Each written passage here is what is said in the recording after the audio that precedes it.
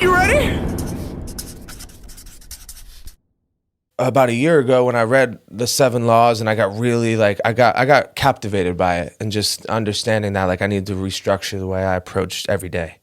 And so my initial response to that is giving is like answering at least 15, 20 messages a day. Okay. Really listening to their story, not just like you get a shitload of I messages. do. But I just valued it so much. I changed my perspective. What about on the it. negative ones?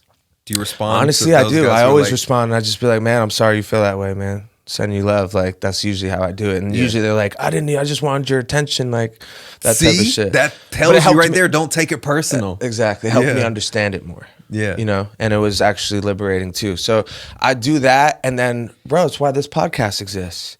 I knew I had amazing friends and network of people. And people would come here and be like, dude, I can't believe, like, this is not what I thought we were going to come play beer pong, fuck bitches.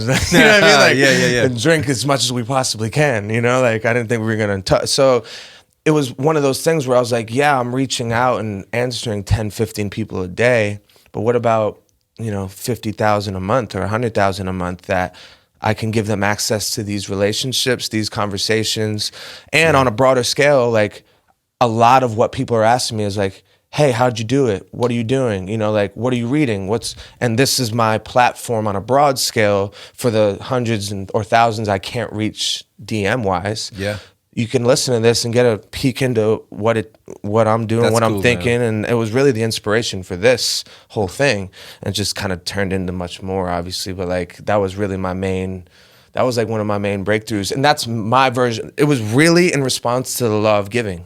Okay. Like trying to give, and give. And like one of the parts of that chapter is just like, you don't have to have money to give. You don't have to have anything. Your time, Like dude. even the homeless guy, like I'll walk by, I'll just be like, man, I hope he's okay. I hope that happens. Sending good energy to people and thoughts really is the same thing. I know it's not, and people be like, what do you mean? But like, it is. The energy and the thoughts, your heart, it does just as much for you to give that thought to Definitely. them than it does for them. And maybe even it gives you more, So it's just like, that's where I started to have like a lot of breakthroughs in my life where it was just like not about me all the time. You know what I mean? It's like, Dude, there's really nothing better than giving. yeah.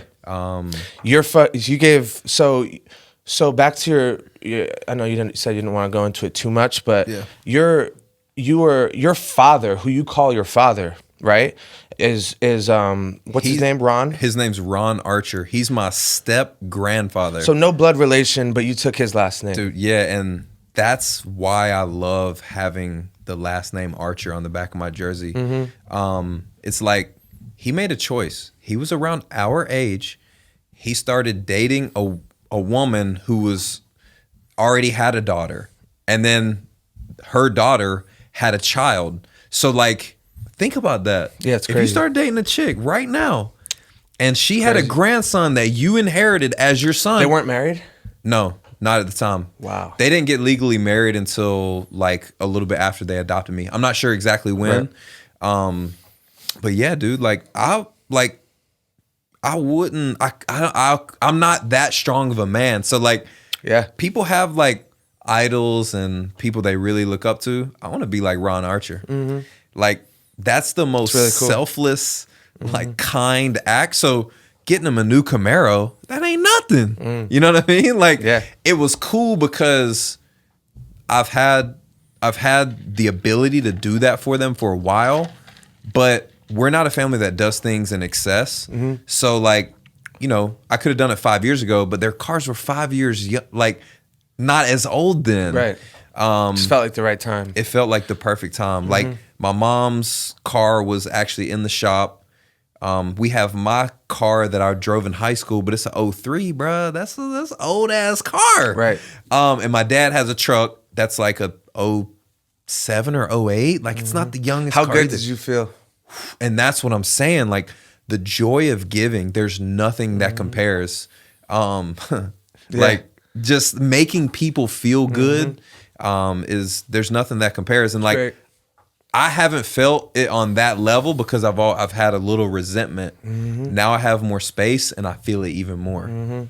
It's awesome. Yeah, dude. That's a huge takeaway. Honestly, it's a huge takeaway for everyone listening. I think everyone in this room, every human being has it's different versions, different scales, but everyone has that. Yeah. Everyone has that, and it's part of being a human, like enduring suffrage and suffering and pain at whatever capacity again.